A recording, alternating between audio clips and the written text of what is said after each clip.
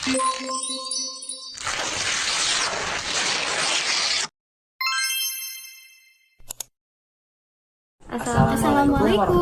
Hai teman-teman, kami dari Sistem Informasi Angkatan 22C.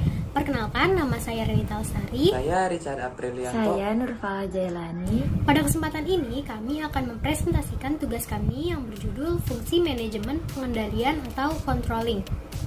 Sebelumnya, pengertian controlling atau pengawasan atau biasa disebut juga pengendalian adalah salah satu fungsi manajemen yang merupakan mengadakan penilaian dan bila perlu mengadakan koreksi sehingga apa yang dilakukan bawahan dapat diarahkan ke jalan yang benar dengan maksud dan tujuan yang telah digariskan semula. Nah, apakah controlling itu penting gak sih? Controlling itu sangat penting teman-teman, karena controlling atau pengawasan dapat mengetahui proses suatu kegiatan yang dijalankan telah sesuai rencana. Jadi, dalam suatu perusahaan, aspek controlling ini sangat dibutuhkan karena bagaimanapun hasil dari produksi perusahaan, kemajuan perusahaan, kesejahteraan perusahaan itu ada di dalam proses pembuatannya suatu produk. Dan dalam pembuatan suatu produk ini harus diadakan pengawasan apakah sudah sesuai dengan SOP atau belum, apakah sudah sesuai dengan tujuan yang ingin dicapai oleh perusahaan atau belum. Lalu, objek controlling ini itu apa aja sih? Objek yang pertama adalah kuantitas dan kualitas barang atau jasa. Tentu saja ini sudah jelas dong. Kualitas dan kuantitas, pengecekan apakah sudah cukup, sudah memenuhi target atau belum, apakah kualitas barangnya sudah worth it atau belum untuk dipasarkan, untuk dibeli oleh konsumen. Lalu yang kedua ada keuangan. Keuangan juga merupakan aspek yang penting karena salah satu aset yang dimiliki oleh perusahaan. Yang ketiga ada program di lapangan. Program di lapangan, cara pembuatannya sudah sesuai SOP apa belum, apakah sudah efisien atau belum. Lalu objek yang bersifat strategis dan kerjasama dengan pihak-pihak terkait yang bekerja sama dengan perusahaan. Fungsi manajemen pengendalian. Apa sih fungsinya?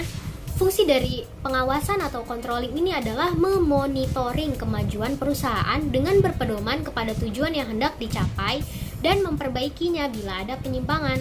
Fungsi ini termasuk mengintegrasikan berbagai unit yang berbeda, termasuk prosedur, orang, manusia, polisi, atau keamanan, perencanaan. Nah, tujuan dari controlling ini itu apa sih?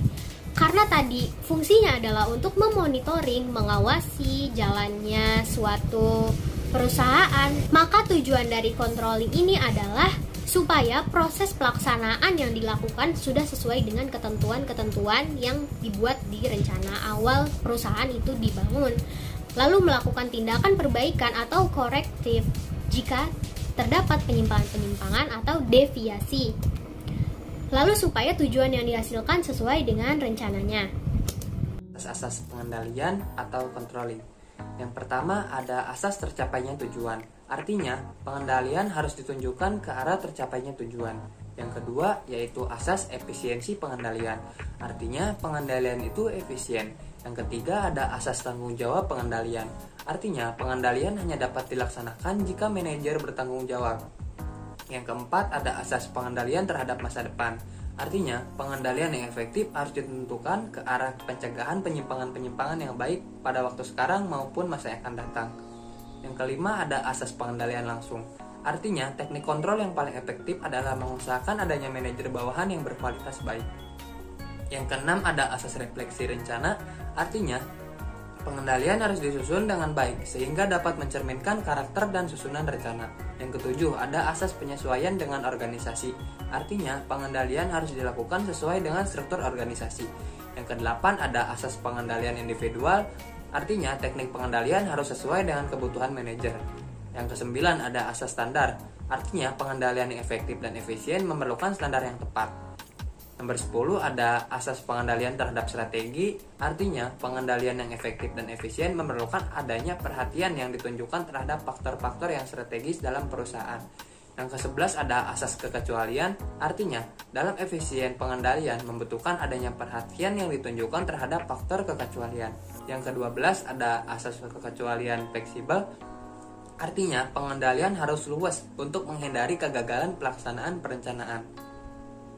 Selanjutnya, langkah-langkah dari pengendalian adalah yang pertama, kita harus menentukan standarnya terlebih dahulu. Yang kedua, mengukur kinerja. Yang ketiga, ada membandingkan kinerja aktual dengan standar. Yang keempat, mengambil tindakan perbaikan. Pertama yaitu pengendalian produksi, yaitu agar hasil produktif sesuai dengan permintaan atau pemuasan pelanggan dalam jumlah harga, waktu, dan servis. Yang kedua, pengendalian persediaan, yaitu menjamin persediaan bahan dalam jumlah, harga, waktu yang tepat sehingga proses memenuhi ukuran-ukuran standar yang telah ditentukan. Selanjutnya yaitu pengendalian kualitas, yaitu menjamin agar kualitas hasil produksi bahan dan bahan proses memenuhi ukuran-ukuran standar yang telah ditentukan. Lalu yang keempat yaitu pengendalian ongkos, yaitu menjamin agar produksi atau operasi dijalankan dengan ongkos di minimum sesuai standar. Yang kelima, pengendalian karyawan, yaitu pengendalian ini ditunjukkan kepada hal-hal yang ada hubungannya dengan kegiatan karyawan. Yang keenam, pengendalian keuangan, yaitu pengendalian ini ditunjukkan kepada hal-hal yang menyangkut keuangan tentang pemasukan dan pengeluaran biaya-biaya perusahaan, termasuk pengendalian anggarannya. Lalu yang ketujuh, pengendalian waktu. Pengendalian waktu yaitu pengendalian ini ditunjukkan kepada pengguna waktu, artinya apakah waktu pengerjaan sesuai atau tidak dengan rencana. Yang kedelapan yaitu pengendalian teknis, yaitu pengendalian ini ditunjukkan kepada hal-hal yang bersifat fisik dan berhubungan dengan tindakan dan teknis pelaksanaan. Yang kesembilan yaitu pengendalian kebijaksanaan, yaitu pengendalian ini ditunjukkan untuk mengetahui dan menilai apakah kebijaksanaan organisasi telah dilaksanakan sesuai yang telah digariskan. Yang ke-10 yaitu pengendalian penjualan. Pengendalian penjualan ini ditunjukkan yaitu mengetahui apakah produksi atau jasa yang dihasilkan sesuai dengan target yang ditetapkan. Yang ke-11 yaitu pengendalian inventaris, yaitu pengendalian ini ditunjukkan untuk mengetahui apakah inventaris perusahaan masih ada semua atau hilang. Dan yang terakhir yaitu pengendalian pemeliharaan, yaitu pengendalian ini ditunjukkan untuk mengetahui apakah inventaris dan kantor dipelihara dengan baik atau tidak. Dan jika ada yang rusak, apa kerusakannya, apa yang masih dapat diperbaiki atau tidak dapat diperbaiki. Itu metode pengendalian. Pengawasan langsung. Metode pengendalian pengawasan langsung merupakan pengawasan yang dilakukan sendiri secara langsung atau oleh seorang manajer. Manajer melakukan pemeriksaan pekerjaan yang sedang dilakukan untuk mengetahui apakah yang dikerjakan dengan benar dan hasilnya sesuai apa yang dikehendaki. Pengendalian ini dapat dilakukan dengan cara inspeksi langsung, observasi di tempat atau on the spot observation, dan laporan diterima on the spot report. Lalu yang kedua yaitu pengawasan tidak langsung. Pengawasan tidak langsung merupakan pengawasan jarak jauh, artinya dengan melalui laporan yang diberikan oleh bawahannya. Laporan ini dapat lisan maupun tulisan tentang pelaksanaan pekerjaan dan hasil-hasilnya. Dan yang terakhir yaitu yang ketiga, metode pengendalian pengawasan berdasarkan pengecualian. Pengawasan berdasarkan pengecualian merupakan pengendalian yang dikhususkan untuk kesalahan-kesalahan yang luar biasa dari hasil standar yang diharapkan. Pengendalian ini dilakukan dengan cara kombinasi langsung dan tidak langsung oleh manajer. Itu sifat dan waktu pengendalian.